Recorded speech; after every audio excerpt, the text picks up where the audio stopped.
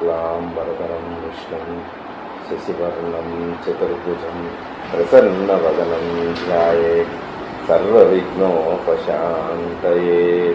व्यासाय विष्णुरूपाय व्यासरूपाय विष्णवे नमो वै ब्रह्मनिधये वासिष्ठाय नमो नमः।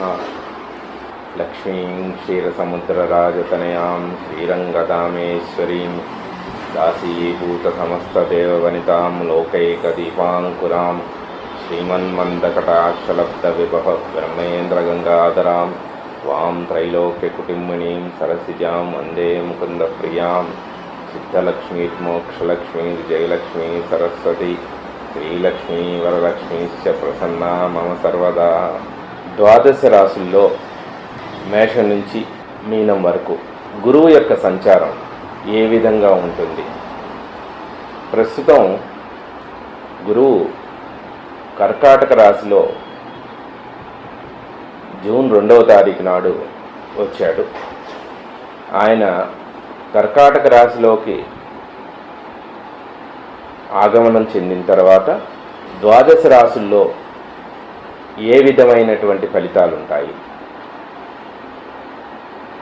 ఏ విధమైనటువంటి శుభ పరిణామాలు ఉంటాయి, ఏ విధమైనటువంటి అశుభ పరిణామాలు ఉంటాయి, లేదా ఇదంతా కూడా గ్రహ బలాన్ని ఆయా ద్వాదశ రాశుల్లో లగ్నాలను బట్టి, రాశులు లగ్నాన్ని బట్టి, గ్రహ బలాల్ని బట్టి, గోచారంలో ఉన్నటువంటి గురువు యొక్క స్థితిని ఇప్పుడు మనం తెలుసుకుందాం.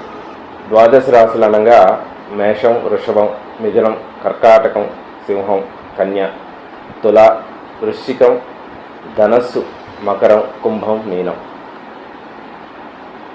ప్రస్తుతం గురువు తన స్వనక్షత్రమైనటువంటి పునర్వసులో ఉన్నారు.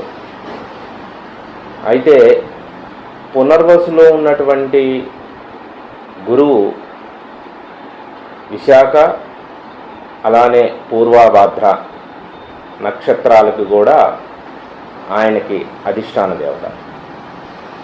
కాబట్టి ప్రస్తుతం వృషభ రాశి వారికి, వృషభ రాశి వారికి గురువు అష్టమ ఏకాదశాధిపతి, అంటే 8వ ఇంటి వాడు 11వ ఇంటి స్థానాధిపతి. కాబట్టి వృషభ రాశి వారికి ఒక రకంగా తృతీయంలో ఉంటే కమ్యూనికేషన్ బాగుంటుంది, అలానే బాగుంటుంది. కానీ కాస్త వివాహం అయినటువంటి వారికి వివాహానుగ్రహం ఉన్నప్పటికీ కూడా తొందరపడి వివాహాలు చేసుకునే, అంటే లవ్ మ్యారేజ్ ఇలాంటివి చేసుకునే వాళ్ళు కాస్త వాటి విషయంలో జాగ్రత్తగా ఉండటం చాలా మంచిది. తొందరపడి వివాహం చేసుకోవడం అనేటువంటి విషయంలో జాగ్రత్తగా ఉండాలి. అలానే కమ్యూనికేషన్, మీరు ఏదైనా మాట మాట్లాడితే అవతల వాళ్ళ వల్ల కొంత మాట అవమానకరమైనటువంటి మాటలు, ఇబ్బందులు ఏర్పడి అవమానకరంగా అవతల వాళ్ళని మీరు తొందరపాటు పడి మాట్లాడటం అనేది జరుగుతుంది. అన్నదమ్ముల మధ్య కాస్త సఖ్యత బాగుంటుంది. ఇక్కడ విశేషంగా చెప్పాలంటే అన్నదమ్ముల మధ్య సఖ్యత బాగుంటుంది. ధైర్య సాహసాలు చాలా బాగుంటాయి. భగవంతుడి మీద అనుగ్రహం అది చాలా బాగుంటుంది. విదేశీ ప్రయాణాలు చాలా అనుగ్రహిస్తాయి తృతీయంలో గురువు ఉండటం వల్ల.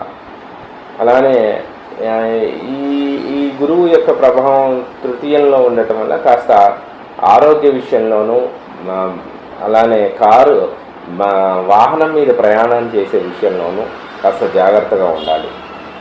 తొందరపడి ఇంట్లో ఉన్నటువంటి పిల్లల్ని, ఆడపిల్లల్ని ఇబ్బంది పెట్టడం అనేటువంటిది, మాటలతో ఇబ్బంది పెట్టడం అనేది అంత శ్రేయస్కరం కాదు. కాబట్టి వృషభ రాశి వారికి ప్రత్యేకించి గురువు యొక్క అనుగ్రహం బాగుండటానికి శ్యామల అమ్మవారిని స్తోత్రం చేయడం, శ్యామల అమ్మవారికి నమస్కారం చేసుకోవడం చాలా విశేషంగా పనిచేస్తుంది. అట్లానే ఈ వృషభ రాశి వారికి చెప్పాలంటే అమ్మవారి యొక్క శుక్రవారం పూట అమ్మవారి యొక్క ప్రత్యేకమైన రోజులు షష్ఠి నాడు, శుక్రవారం షష్ఠి తిథి నాడు గనక అమ్మవారికి మన నువ్వుల నూనెతో, నిమ్మకాయ పిండి నువ్వుల నూనెతో దీపారాధన చేస్తే మంచి గురుబలం పెరిగేందుకు అవకాశం ఉంటుంది. గురువు అనుగ్రహం కూడా చాలా బాగుంటుంది.